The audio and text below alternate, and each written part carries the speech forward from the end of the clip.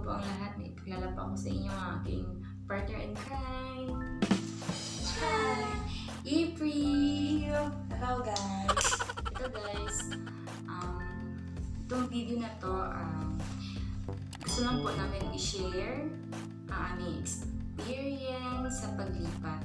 Ngayon dito na po kami sa bagong bahay, bagong lipat. Bagong bahay, bagong buhay.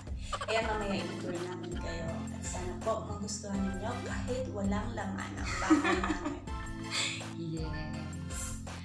In 1, 2, 3, go!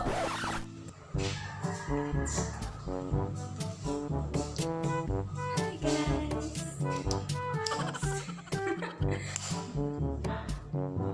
Close. Ayan. Dito na po kami. Ayan.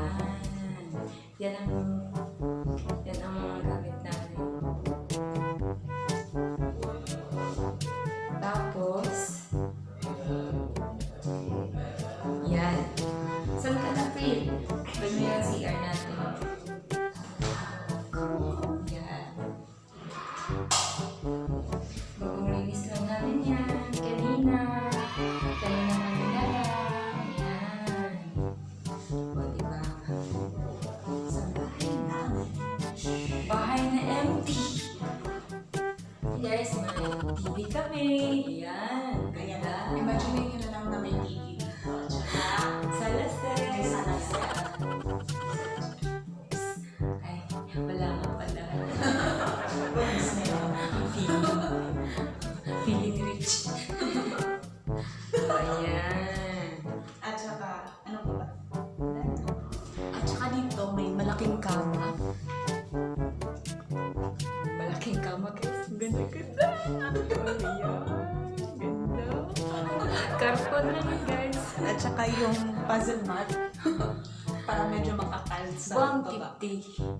For 150.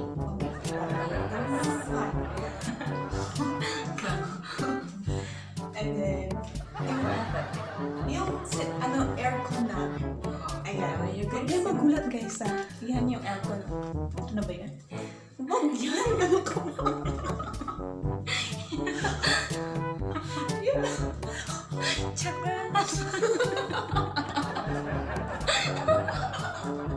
Diyan na yung aircon namin. Ayan na aircon namin guys. Yung ganda no.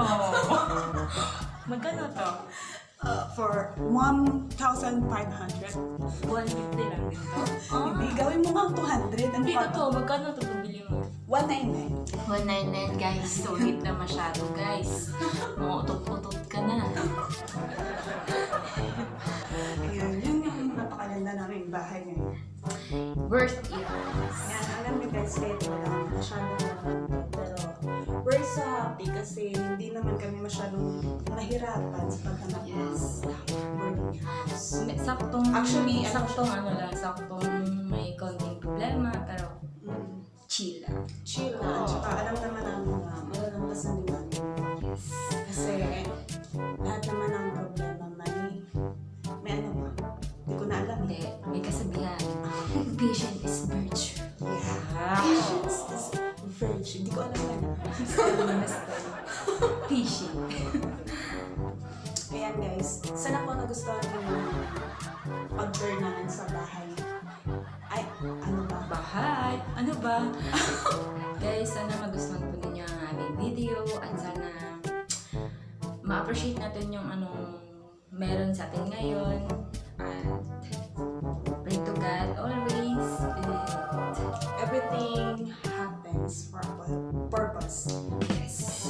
Ayan. Tama ba yung pero okay na yun. Amfeeling. Thank you guys. Thank you guys. God bless. Ayan guys, tulad ng sinabi namin kanina, siguro nagtataka kayo kung bakit walang laman yung bagong Bahay namin. bahay namin. Kaya dahil po ay alis din po kami. Hindi kami magtatagal dito. Kami po ay isang OFW na standard lang po dito sa Manila. Tsaka, waiting na lang din po kami. Yes. Sa, kung kailan kami makakaalis. Ayan. Inshallah, makakaalis din kami. Yes. Ayan.